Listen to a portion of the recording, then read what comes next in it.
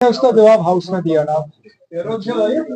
BJP को शायद इस बात की गलतफहमी है कि हम हुकूमत उनकी तरह करते हैं।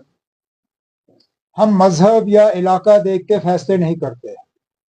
ये बीजेपी वाले हैं जिन्होंने मरकजी हुकूमत में इस मुल्क के लगभग 15% आबादी को हुकूमत से बाहर रखा है। आज बीजेपी का ना लोकसभा में ना राज्यसभा में एक भी मुसलमान मेंबर पार्लियामेंट है। मरकजी हुकूमत में एक भी मुसलमान जो है वजीर बनने के उनको काबिल नजर नहीं आया। तो वो पहले अपने गिरेबान में झांक के देखें, फिर हमारे ऊपर जो है उंगली उठाने का काम करें। मैंने जैसे हाउस में कहा, हम नुकसान देख के फैसला करेंगे, इलाका या मजहब देख के नहीं।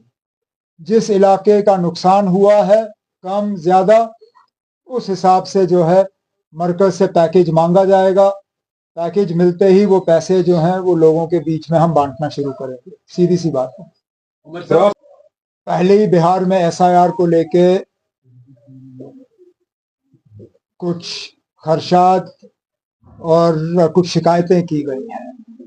अभी तक तो ये भी नहीं मालूम कि एसआईआर कराने वालों को उस एसआईआर का फायदा होगा या नहीं होगा। बिहार का इलेक्शन मुकम्मल होने दीजिए, पहले हम देखें कि वाकई क्या उस एसआईआर का कोई फायदा हुआ या नहीं हुआ।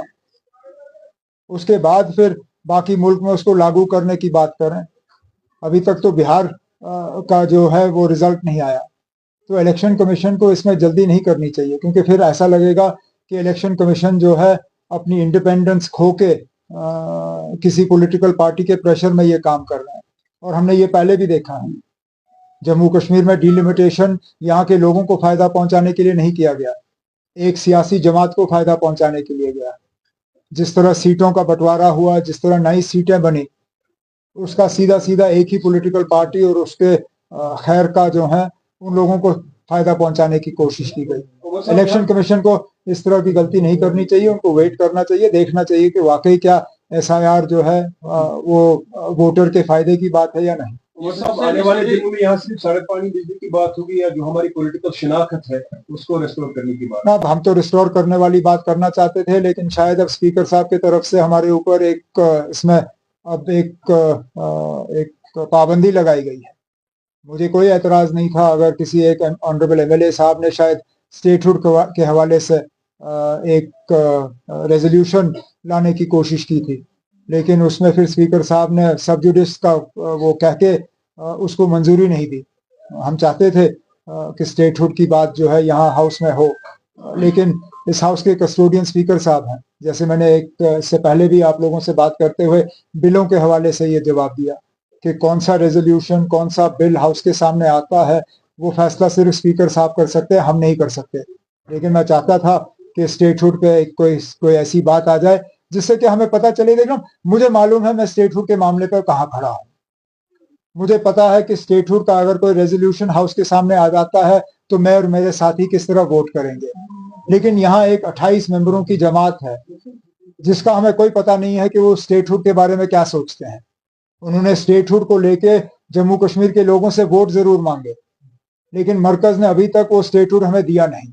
मैं चाहता था कि एक रेजोल्यूशन, ऐसा कोई मौका हमें हाउस में मिले जिससे कि वो 28 मेंबर जो हैं अपनी बात वोट के जरिए क्लियर करें कि स्टेटहुड के मामले में वो 28 लोग कहाँ पे खड़े हैं। अगर कोई रुकावट नहीं होती, मैं क्या पागल हूं कि मैं स्टेटहुड मांगता? अगर यूटी में ही काम करना इतना आसान है जितना स्टेट, तो एक तो सारे स्टेट्स कहते हैं कि हमें यूटी बनाओ, और दूसरा हम स्टेटहुड की बात ही नहीं करते। जाहिर सी बात है कि इशू सामने आ ही जाते हैं,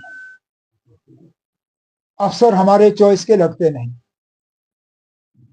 महकमा मेरा है, जिम्मेदारी मेरी है, जवाब मुझे देना है हाउस में, लेकिन अफसर मेरे चॉइस का लगता नहीं।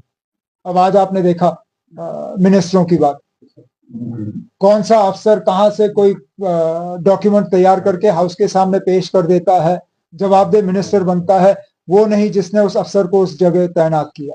ये एक मिसाल है, और भी इस तरह के मिसाल है ना। कई सारे ऐसे इदारे हैं जो इलेक्टेड गवर्नमेंट के कंट्रोल में होने चाहिए थे, जो अभी भी नहीं है। मैं कितनों की मिसाल आपको दे दूं। 2 यूनिवर्सिटियां हैं, कल्चरल एकेडमी है, स्किम्स है, पावर डेवलपमेंट कॉरपोरेशन है, कई सारी चीजें हैं जो इलेक्शन के बाद इलेक्टेड गवर्नमेंट को ट्रांसफर हो जानी चाहिए थी, जो नहीं की गई हैं। रुकावटें हैं।